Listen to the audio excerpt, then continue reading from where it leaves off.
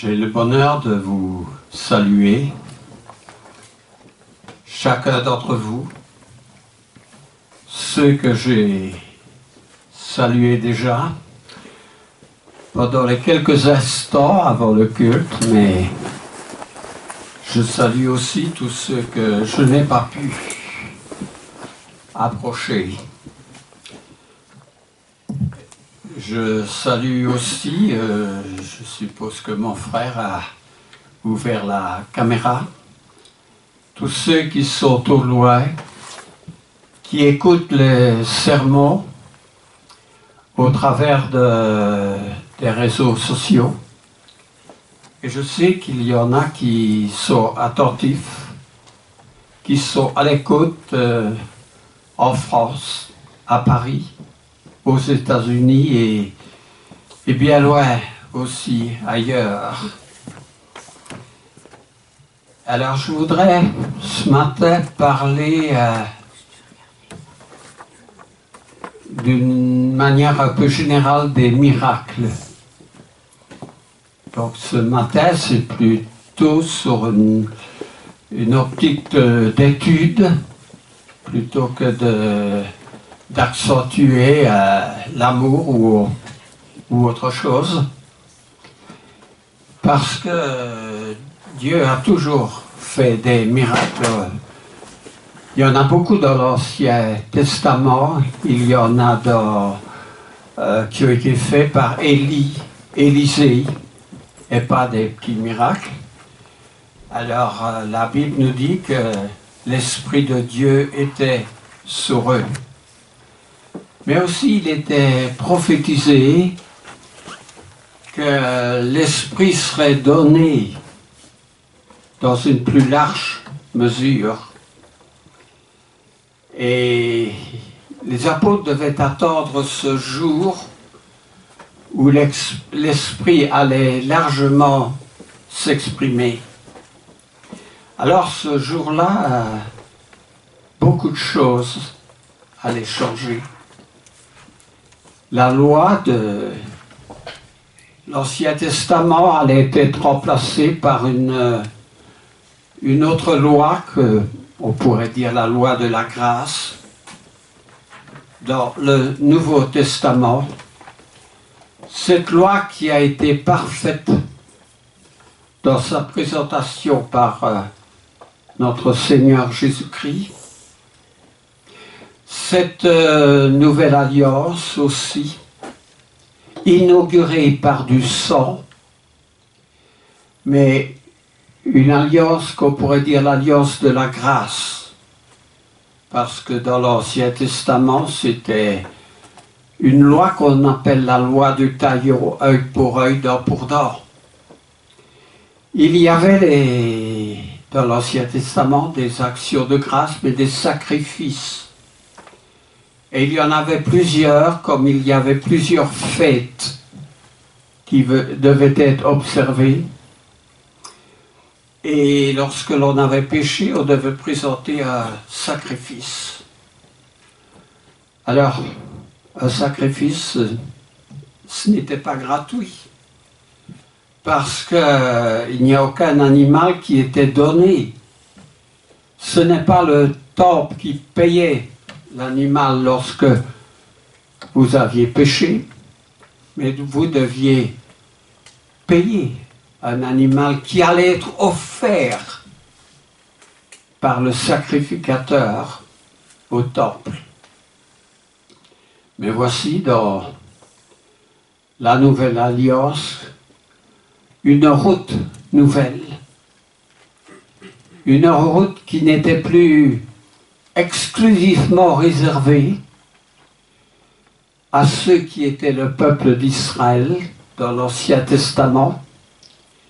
Mais voici que ce peuple d'Israël s'élargissait, comprenant, après la mort de Jésus, non pas exclusivement des Juifs, mais des Juifs en priorité, dit Paul au Romains chapitre 1, et ceux d'entre les païens qui allait se convertir et devenir la nouvelle Israël avec le reste d'entre les Juifs qui étaient restés attachés et fidèles à Dieu. Alors pour tout cela, désormais après la mort de Christ, ce n'était plus le sang d'un animal qui allait effacer le péché, mais le sang de l'agneau de Dieu, c'est-à-dire du Christ, qui allait être offert. Et à tous ceux qui allaient reconnaître le Christ pour leur sauveur, cela devait être purifié, immergé par cet acte qu'on appelle le baptême et qui donnait le don du Saint-Esprit à tous ceux qui obéissaient. Et vous verrez dans Romains chapitre 5 verset 38 que le Saint-Esprit était donné à ceux qui obéissaient. Alors oui, le jour de la Pentecôte est un jour où il y a une effusion de l'Esprit.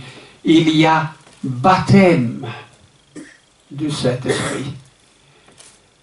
Et baptême du Saint-Esprit n'est pas don du Saint-Esprit à chaque personne, mais le baptême du Saint-Esprit dont le Saint-Esprit, dans toute sa puissance, est offerte à l'Église. Et aussi par le canal de certains dons à certains d'entre les membres de l'Église. Alors bien sûr, ce jour de la Pentecôte était un jour spécial.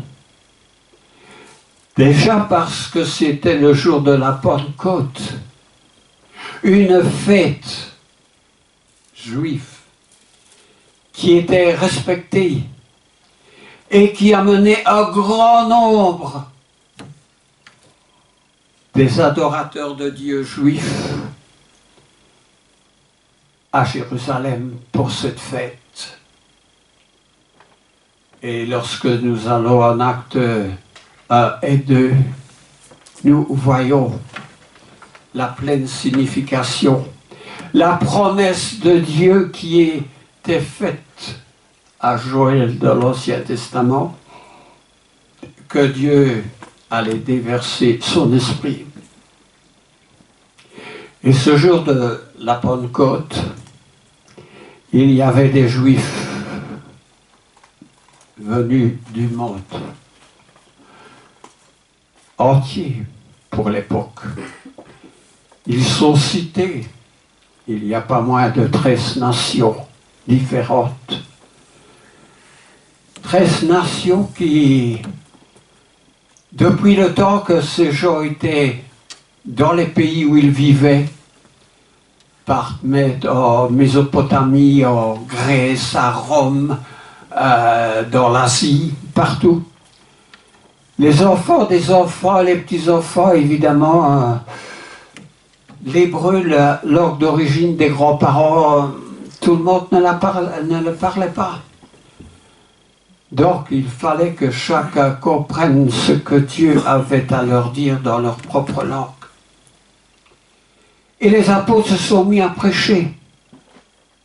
Et chacun a entendu le message dans leur propre langue. Et toutes ces langues sont citées.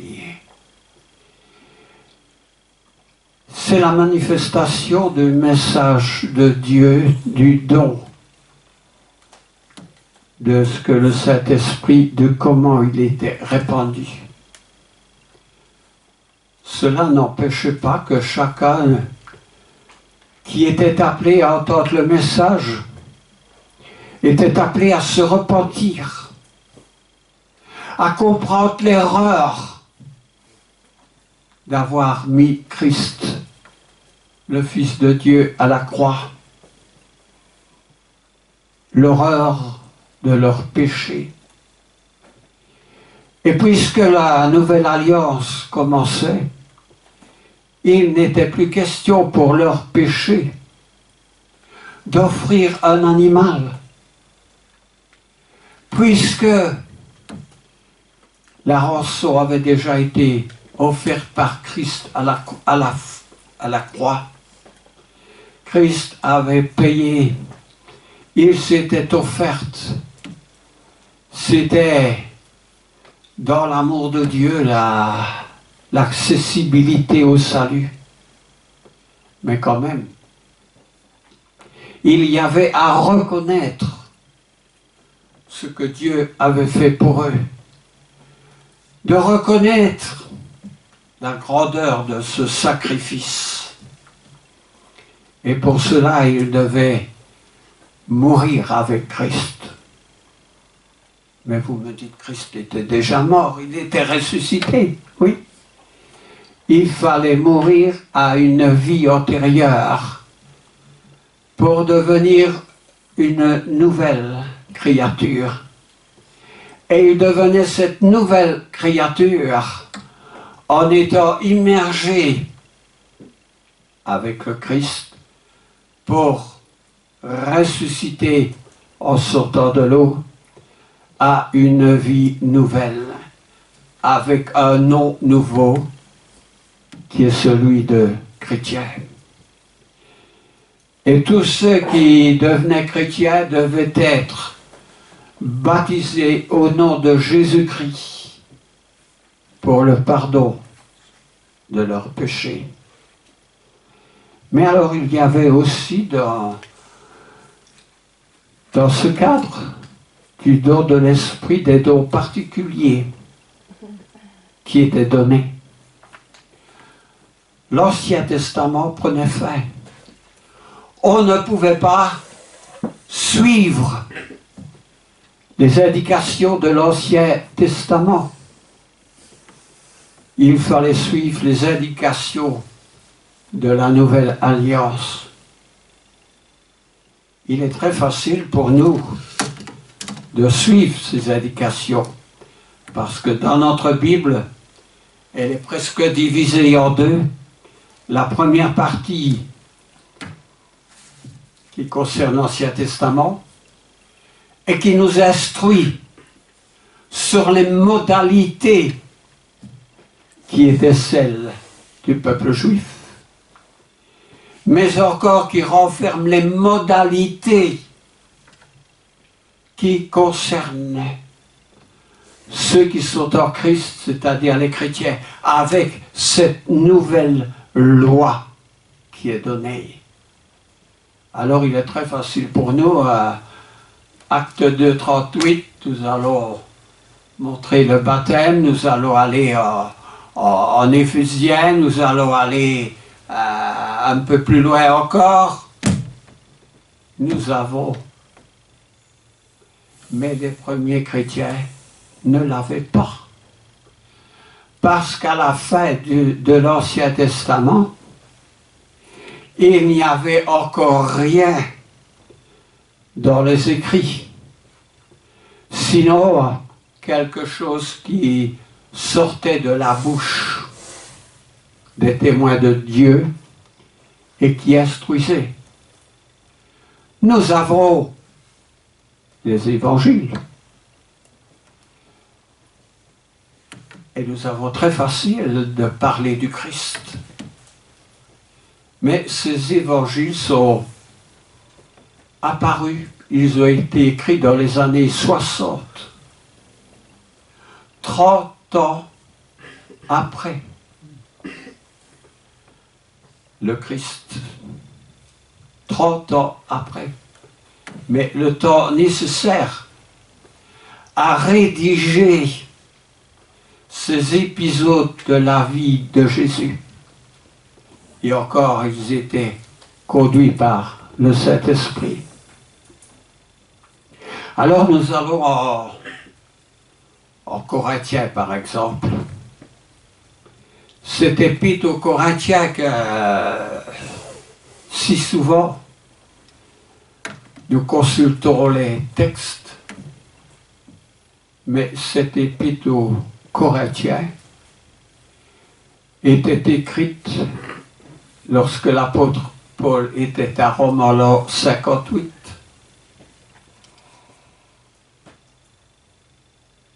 Ils étaient, ces Corinthiens, de bonne foi, des convertis païens.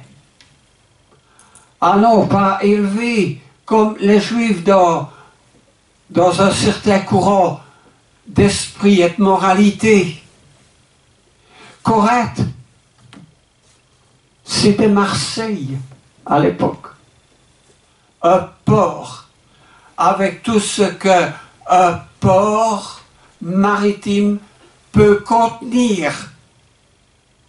De marins qui ont navigué un certain temps sur la mer et puis qui viennent assouvir leur passion lorsqu'il y a une escale. Puis il y avait, je l'ai vu aussi sur la montagne qui surplombe la ville de Corinthe, l'acro-Corinthe. Et l'acro-Corinthe, qu'est-ce que c'était? C'était un culte aux idoles, avec des prêtresses. Je vais utiliser un autre mot, avec des prostituées, qui, au nom de leur culte, offraient ce qu'elles pouvaient offrir de charnel et de peu d'autres choses. Et toutes ces choses se retrouvaient dans cette grande ville qu'il fallait évangéliser.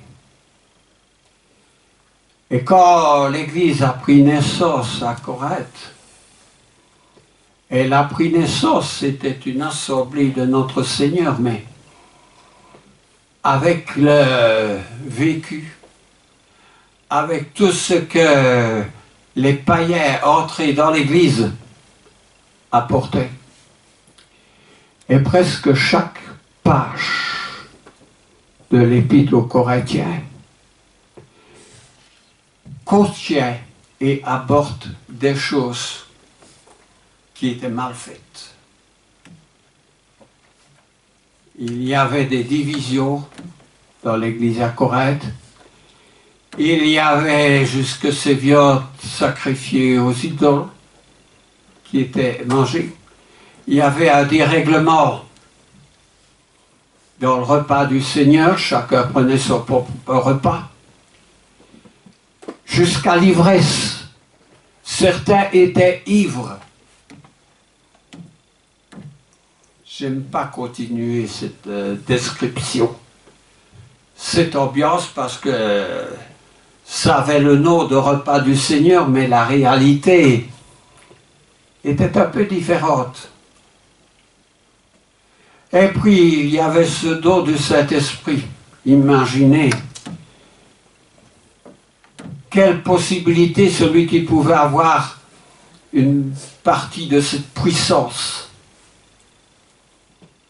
Alors, on arrive un peu plus loin, encore en Corinthiens, et il y a l'obligation pour Paul de dire qu'est-ce que c'est que l'amour.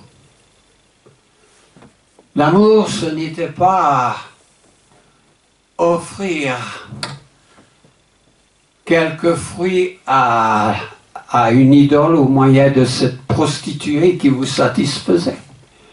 L'amour, c'est autre chose. Et en 1 Corinthiens 13, nous avons un compte-rendu de ce que représente l'amour parfait. Au milieu, cet épître se trouve au milieu de 2 chapitres qui concernent l'œuvre de l'Esprit Saint les dons spéciaux, les dons miraculeux, qui allaient aider, parce qu'il n'y avait pas encore le Nouveau Testament comme nous l'avons. Et dans ces dons miraculeux, il y avait, très important, le don des prophètes. Ils parlaient au nom de Dieu. Ce qu'ils disaient n'était pas l'erreur, mais ce qu'ils disaient était ce que Dieu pense, ce que Dieu veut. Et puis, quand on quitte ce 14e chapitre auquel Paul remet de l'ordre, il y a le 15e chapitre. Et le 15e chapitre, eh bien, c'est la résurrection du Christ. Notre devenir lorsque nous quitterons notre corps. Mais il y avait quelque chose de grave. Paul dénonce ceux qui ne croient pas que Christ est ressuscité. Et alors là, Paul devra leur dire, mais écoutez, si vous ne croyez pas, nous sommes des faux témoins. Parce qu'on témoigne que Christ est ressuscité alors qu'il ne le serait pas. Et si Christ n'est pas ressuscité, que faites-vous là? Votre foi, elle est vaine. Alors, c'était une remise en cause de tout. Parce que la résurrection de Christ, c'est la preuve même, c'est le gage de notre propre résurrection.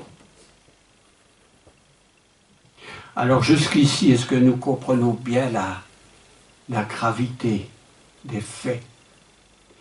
Comprenons-nous bien qu'une grosse partie de 1 Corinthiens, c'est ce qu'il ne fallait pas faire.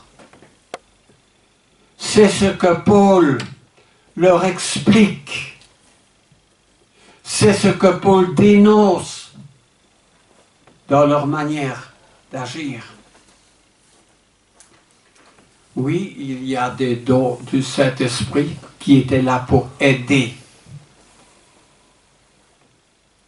Tant qu'il n'y avait pas le Nouveau Testament écrit, pour aider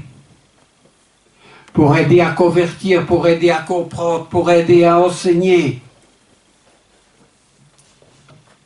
Mais il fallait l'appliquer dans sa bonne manière.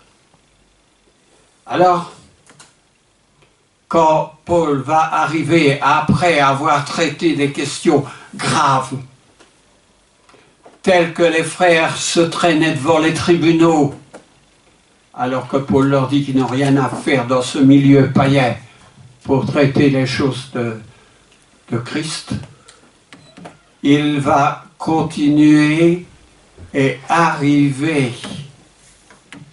à ces dons du Saint-Esprit. Et quand il arrive au 12e chapitre, il va leur mettre un peu plus de détails. Parce que c'est dons du Saint-Esprit qui étaient temporaires. Et il va le dire dans le 13e chapitre aux Corinthiens, en disant, quand ce qui est parfait sera venu, ce qui est partiel disparaîtra. Eh bien, dans ces dons, nous avons une parole de sagesse, une parole de connaissance, un autre la foi, un autre le don de guérison, un autre le don d'opérer des miracles, la prophétie, le discernement des esprits, la diversité des langues hors que du peloton et l'interprétation des langues. Autrement dit, la connaissance, la sagesse, la foi, les guérisons, les miracles, les prophéties, le parler en langue et le don d'interpréter, ce qui fait 9 dons spirituels. Et Paul va dire, pour ce qui concerne les dons spirituels, je ne veux pas, frères, que vous soyez dans l'ignorance.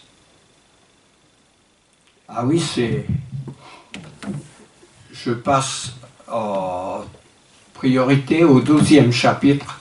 Et ce que je cite là est le premier verset. Le verset 1 du 12e chapitre. Je ne veux pas, frères, pour ce qui concerne les dons spirituels, que vous soyez dans l'ignorance. Mais que vous... quand? Parce qu'il dit dans le 2e verset,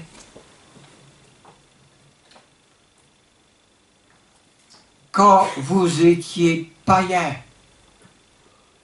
vous vous laissiez entraîner vers les idoles muettes, selon que vous étiez conduits. Il leur rappelle avant toute chose des choses qu'ils faisaient, qu'ils avaient l'habitude, dans leur bonne conscience, de faire avant leur conversion. Ils avaient l'habitude d'être entraînés, de se laisser entraîner vers les idoles muettes. Et ce que Paul touche là, tout de suite du doigt, il met le point sur leur faiblesse, sur leurs lacunes. Il y a diversité de dons, dira-t-il même, mais le même esprit. Et les dons spirituels émanent de Dieu. Et les dons spirituels n'incluent pas ce qui se passe dans le paganisme. Alors il va jusqu'au verset 31, comparer l'Église à un corps. Et là, pour une prédication que je ne vais pas faire aujourd'hui, il y a des choses qui sont vraiment importantes à dire. Quand il va faire valoir l'importance, la nécessité de chaque membre au service du Seigneur. Donc ça va jusqu'à la fin du chapitre 12. Alors, le miracle, c'est dans l'intercession puissante de Dieu. L'intercession puissante. Lorsque les magiciens de Pharaon sont confrontés au miracle fait par Moïse, après le 3e miracle que fait Moïse, ils ne peuvent pas continuer. Ils ne peuvent pas surpasser la puissance de Dieu. Il va être temps que j'arrête. Mais je lis encore ceci. Les chevaux de Pharaon, ses chars, ses cavaliers sont entrés dans la mer.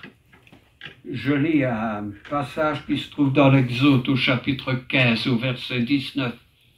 Les chevaux de Pharaon sont entrés dans la mer et l'Éternel a ramené sur eux les eaux de la mer. Mais les enfants d'Israël ont marché à sec au milieu de la mer. Il y a bien une différence. Dieu n'est pas seulement celui qui ouvre la mer, mais il a recouvert les chars de Pharaon. Car je me souviens de tes merveilles d'autrefois, dit le psaume 77 au verset 12. Alors je m'arrête là parce que il y aura des choses du Nouveau Testament à considérer aussi.